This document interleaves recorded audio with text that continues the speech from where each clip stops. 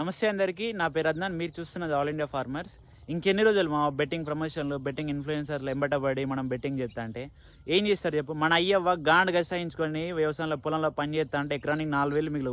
ఆ 4,000 కాస్త నువ్వు తీసుకెళ్ళి బెట్టింగ్లో పెట్టి బెట్టింగ్లో లాస్ అయ్యి తర్వాత ఆ 4,000 8,000 అవుతుంది. 8,000 కాస్త అప్పు తెచ్చడానికి 40,000 అప్పు తీసుకుంటావు లోన్ యాప్స్లో. ఆ లోన్ యాప్స్ వాళ్ళు నీ ప్రాణాలు తీసి సూసైడ్ వరకు నువ్వు వస్తావు.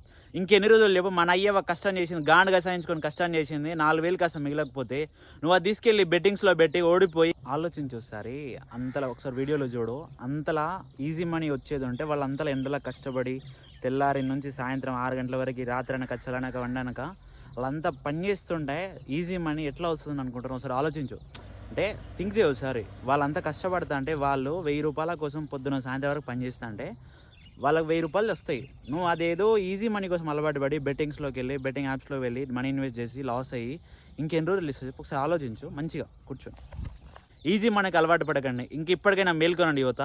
దాదాపుగా మన ఇండియాలో చూసుకున్నట్లయితే సగటుగా రోజుకి 12 నుంచి 16 మంది సూసైడ్ చేసుకుంటున్నారు ఈ బెట్టింగ్ యాప్స్ వల్ల. ఆలోచించండి. ఇప్పటికైనా సరే మన తెలంగాణలో కానీ ఇంకా అదేవిధంగా ఏపీలో చూసుకున్నట్లయితే వీసీ సజ్జనార్ లాంటి ఐపీఎస్లు ఎందరో ఉన్నారు, కానీ వీసీ సజ్జనార్ సరే ముందుకు వచ్చారు. కాబట్టి ఇప్పటికైనా మేల్కొనండి. Say no to betting. ఇంకెవరైతే బెట్టింగ్ ప్రమోషన్ చేస్తున్న ఇన్ఫ్లుయెన్సర్స్ వాళ్ళందరినీ అన్ఫాలో కొట్టండి, ఇంకా రిపోర్ట్ చేయండి. So thank you for giving us wonderful opportunity sir.